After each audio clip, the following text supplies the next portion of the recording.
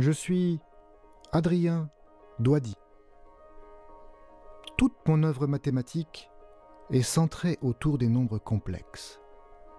J'ai contribué à faire progresser la géométrie algébrique et la théorie des systèmes dynamiques.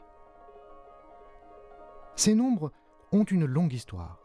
Vous voyez ici à gauche Tartaglia et Cardano, les pionniers qui ont vécu pendant la Renaissance. À droite, Cauchy et Gauss, qui ont consolidé la théorie au XIXe siècle.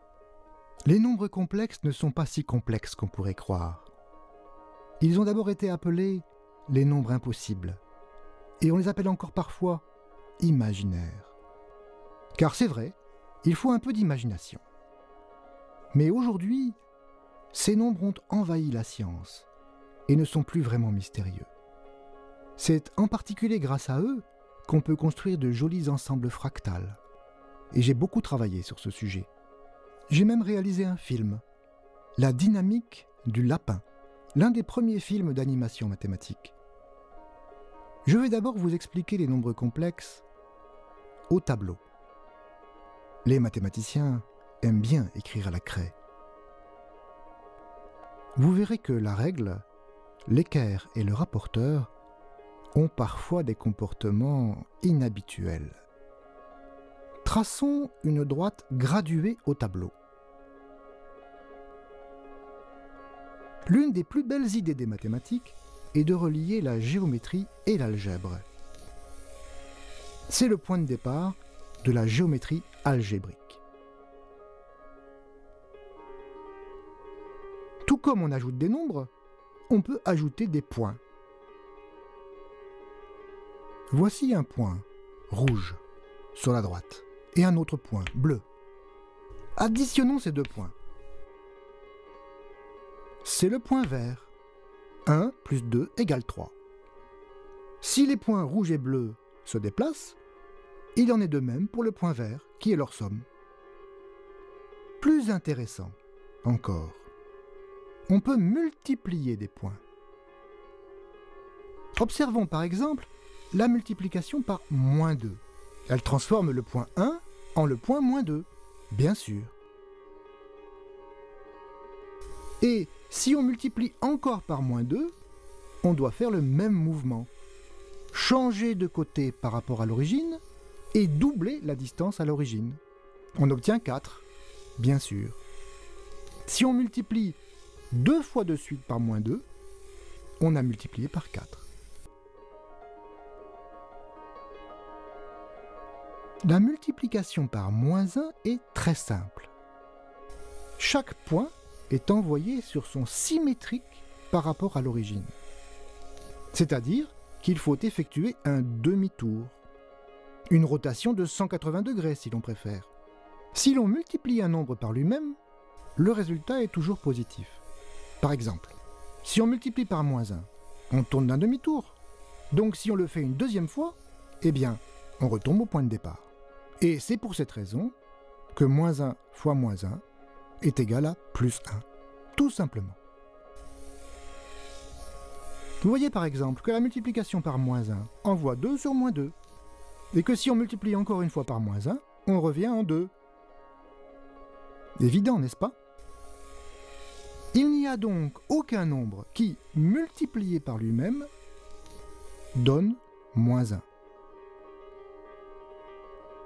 Autrement dit, moins 1 n'a pas de racine carrée.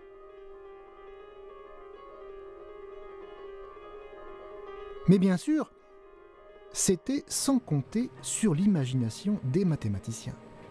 Robert Argand a eu une très belle idée au début du XIXe siècle. Il s'est dit, puisque multiplier par moins 1, c'est tourner de 180 degrés, sa racine carrée, c'est faire tourner de la moitié, de 90 degrés. Si je tourne 2 fois d'un quart de tour, je tourne d'un demi-tour. Le carré d'un quart de tour, c'est un demi-tour. Donc moins 1. Il suffisait d'y penser. Argand déclare donc que la racine carrée de moins 1 correspond au point qui est l'image de 1 par la rotation de 90 degrés. Mais bien sûr, Cela nous force à sortir de notre droite horizontale. Et nous venons de décider d'attribuer un nombre à des points du plan qui ne sont pas sur la droite. Comme cette construction est un peu bizarre, on dit que ce point racine carrée de moins 1 est un nombre imaginaire. Et les mathématiciens le notent I. Mais une fois que nous avons osé sortir de la droite, la suite est facile. Nous pouvons représenter 2i, 3i, etc. À tous les points du plan correspond un nombre complexe, et réciproquement, tout nombre complexe définit un point du plan. Les points du plan sont devenus des nombres à part entière. Ces nombres peuvent s'ajouter comme des nombres ordinaires. Regardez le point rouge, qui est le point 1 plus 2i. Ajoutons-lui 3 plus i,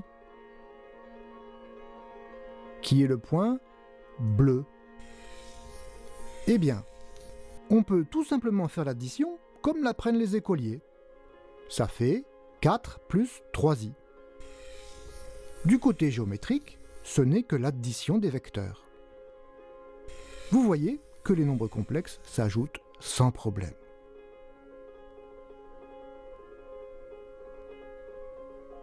Mais bien plus intéressant encore, ces nombres complexes peuvent aussi se multiplier, tout comme les nombres réels. Voyons. Nous savons multiplier un nombre complexe par 2, par exemple. 2 fois 1 plus i, ça fait bien sûr 2 plus 2i. Du côté géométrique, c'est facile de multiplier par 2, juste une dilatation par 2.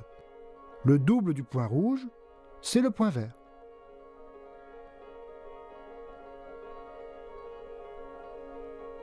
Multiplier par i, c'est pas difficile non plus, puisque nous savons que i correspond à un quart de tour.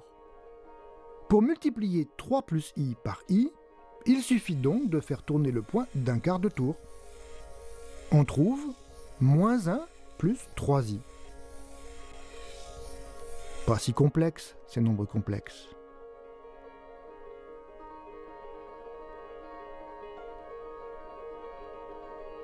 Et finalement, on peut multiplier deux nombres complexes quelconques sans problème.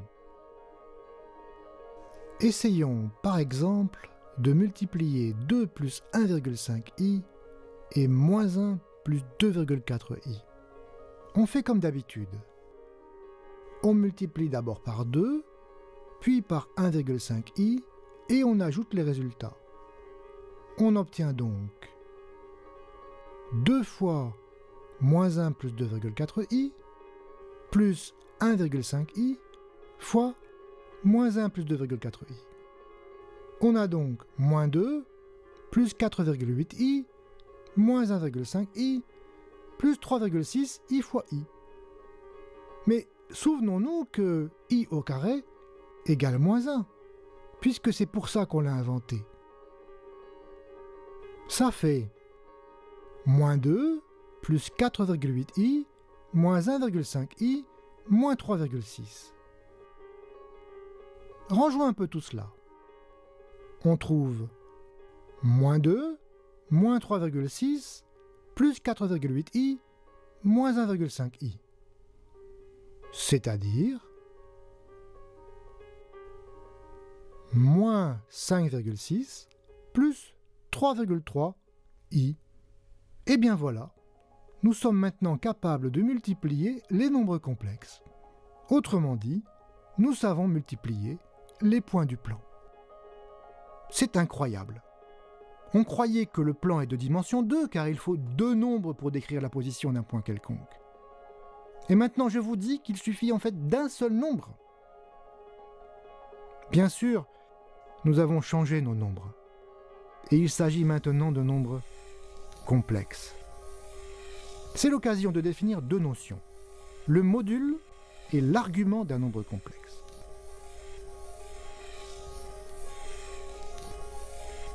Le module d'un nombre complexe z, c'est simplement la distance à l'origine du point correspondant du plan. Prenons la règle pour mesurer le module du point rouge, c'est-à-dire 2 plus 1,5i. Voyons. on mesure une longueur de 2,5. Le module de 2 plus 1,5i est donc 2,5. Pour le point bleu, on trouve 2,6. Et pour le point vert, qui est le produit des deux points, rouge et bleu, on trouve 6,5. C'est un fait général. Le module du produit de deux nombres complexes n'est rien d'autre que le produit des modules des deux nombres.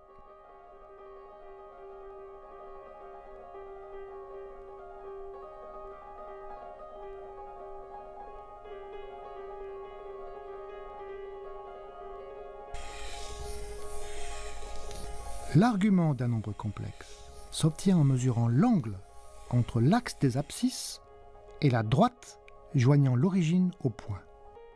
Ici, par exemple, l'argument du nombre complexe rouge est égal à 36,8 degrés. Celui du point bleu est 112,6 degrés. Et celui du produit, le point vert, est 149,4 degrés. C'est la somme des arguments des deux nombres.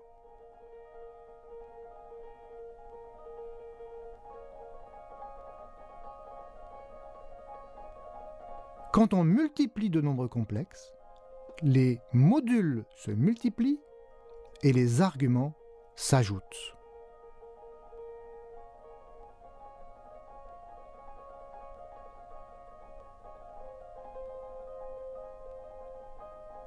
Terminons notre première rencontre des nombres complexes avec la projection stéréographique. Prenons une sphère tangente au tableau à l'origine. Par projection stéréographique, à chaque point du plan du tableau, c'est-à-dire à chaque nombre complexe, correspond un point sur la sphère. Seul le pôle nord de la sphère, c'est-à-dire le pôle de projection, n'est associé à aucun nombre complexe. On dit qu'il est associé à l'infini. Ainsi, les mathématiciens disent que la sphère est une droite projective complexe. Pourquoi droite? Parce qu'il faut un seul nombre pour décrire ces points. Pourquoi complexe? Parce que ce nombre est complexe. Pourquoi projective? Parce que nous avons rajouté un point à l'infini en projetant. Un peu bizarre, ces mathématiciens, qui disent maintenant que la sphère est une droite.